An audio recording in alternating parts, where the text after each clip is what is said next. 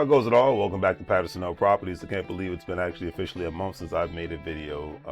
Well, no, it hasn't been, because I did go live the other day and I just uploaded my second short video. So, like I said, I'm going to be more active on this channel and I'm looking forward to it. So, you know how it is. Time happens, life happens, but we're going to keep this train moving. All right. Well, this is an interesting topic for real, because 2024 has tested regular working people's pockets, books, in a very, very big way, family. I cannot remember a time in my life, I won't say in U.S. history because we're not living in the Great Depression, but I will say that we are living in the time of high interest rates, very high inflation, and for me being a quote-unquote high earner, this is the time that I've been trying to pinch my pennies more, because I'm just like, it's gotten out of hand, the cost of living. So with that being said, regular, everyday working people like myself are cutting spending and cutting spending habits and cutting corners as much as possible to stay afloat, or to be able to save more money in case of an emergency. Credit card debt is at its highest as well, so that isn't helping matters much either. So when I came across an article that talks about the commissions of real estate agents, commissions possibly being cut, I'm like, I must talk about it. So the article stated that in response to multiple class action lawsuits against realtor companies, the National Association of Realtors, NAR, has agreed to policy changes affecting real estate agent commissions. These changes aim to introduce more transparency and competition into the market, because some, not all, real estate agents were known to always ensure that their clients would only be presented with the highest offer compensations for themselves and not their clients. Now, my mindset is this: there is nothing wrong with this as long as real estate agents let their clients know what their true financial intentions are outside of just trying to sell their home. The article also stated that the brokers who list a home can no longer advertise on any database connected to NAR offers of compensation for the buyer's agent. Since NAR decided to not admit fault with all of these lawsuits, but decided to settle, and as of November 2024, and we're in August, this settlement impacts real estate agents' compensation and how clients choose their agents as well.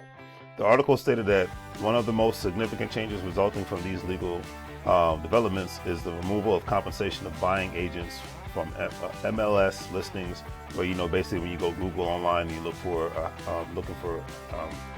housing on the MLS listings and things of that nature, that's who real estate agents, or obviously people who are selling their property on their own, usually place, because that's where you're going to get the quickest bang for your buck sometimes, or just the quickest people who are trying to be able to purchase something.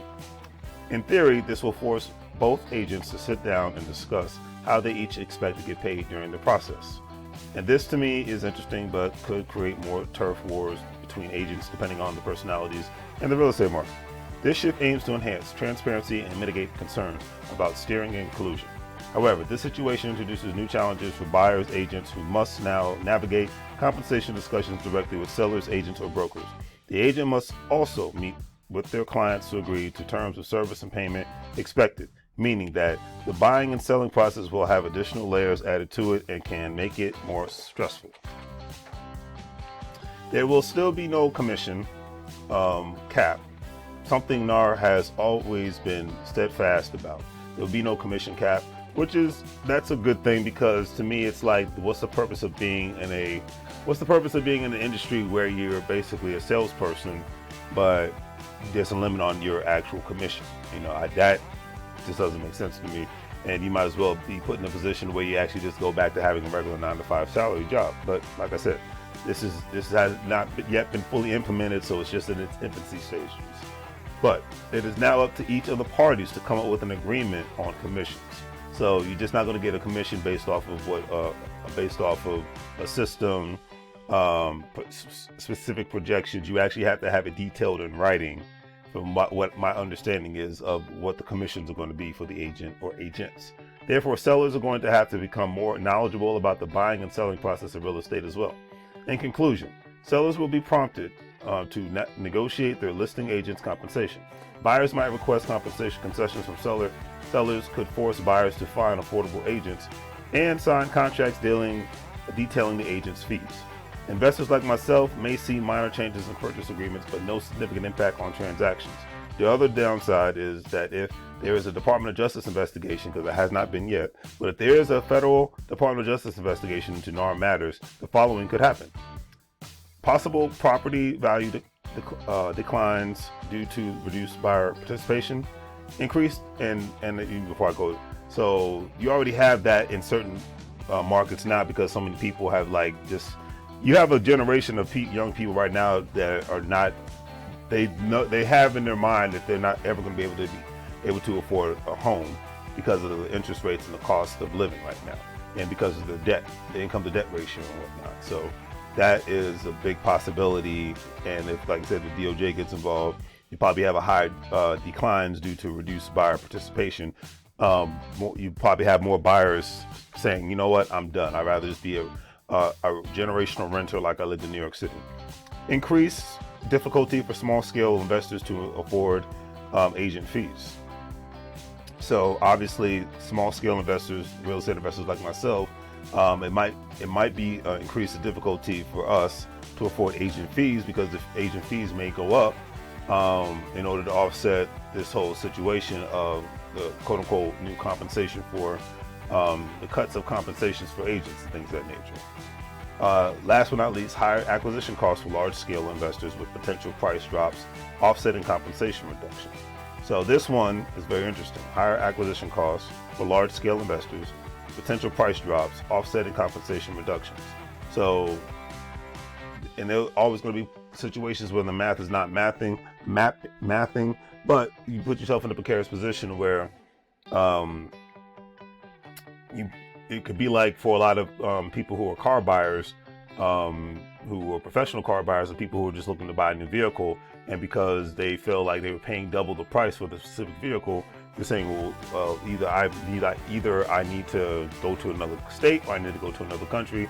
For example, a gentleman I listened to named Jason Black, he was talking about, he lives in the state of Louisiana, and they don't have as egregious taxes like you do in California and New York. However, they have very egregious high sales taxes to make up the difference, because like any other government, it needs to be able to have revenue just like a business in order for it to function.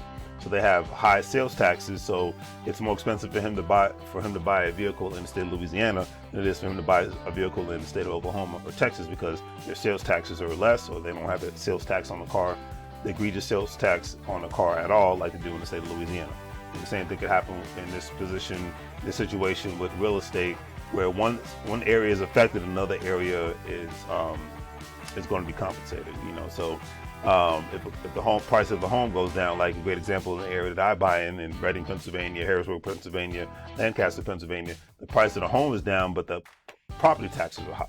So I could buy a house between $30,000 and $70,000, which is cheaper compared to most houses that usually cost $500,000, $300,000 to $500,000. But the offset is that the personal property taxes are higher, the housing taxes are higher, and you have more than one personal property tax. Like in Berks County, you have about 3 to 4 different taxes and whatnot. So when it comes to owning a property, and you're considered a business owner if you own a house, so they even have called a business tax, so you have to pay a business fee all at the same time. So it just all depends on the market that you live in. Like I said, the only state that I know of that doesn't have personal property taxes is the state of West Virginia. Every other state is going to be a personal property tax attached to your home when you purchase it, because that county and state needs to be able to offset and not have an income state tax. But it is what it is. And I'm not acting like I'm a tax specialist. I'm just going off of experience and the things that I know. So anything outside of what I just said, you got to do your research. I'm not giving out any financial advice whatsoever. But this is an interesting situation, and we'll see how, like I said, it's supposed to take effect as of November 2024. This video is being made in August of 2024. So got a couple of months till it happens. So we'll see what happens. All right, don't forget Patterson Properties, the wholesale real estate in the Pennsylvania area, DMV area. Connect with us if you're an investor, if you're a real estate agent, if you're a wholesaler, if you're a property management company. Let's connect. Let's get it done. All right, if you're a stock market investor, crypto investor, individual retirement account investor, don't forget to check out WEBULL, /ACoachCrypto.com, Coinbase. For those platforms, you'll be able to make some money moves if you want to buy stocks, if you want to buy cryptos, if you want to buy bonds, if you want to have an individual retirement account known as the IRA, in order for you to have more money when you after you retire, you get up in your elder years and things of that nature. Check it out, go from there. It's all good in the neighborhood. Remember, can't get fired if you own the company. It's 2024. Time for you to buy some real estate. Do the great thiefy things. Like, share, and subscribe. Have a great day. Make money moves, or you're going to live, bro, like a fool. Take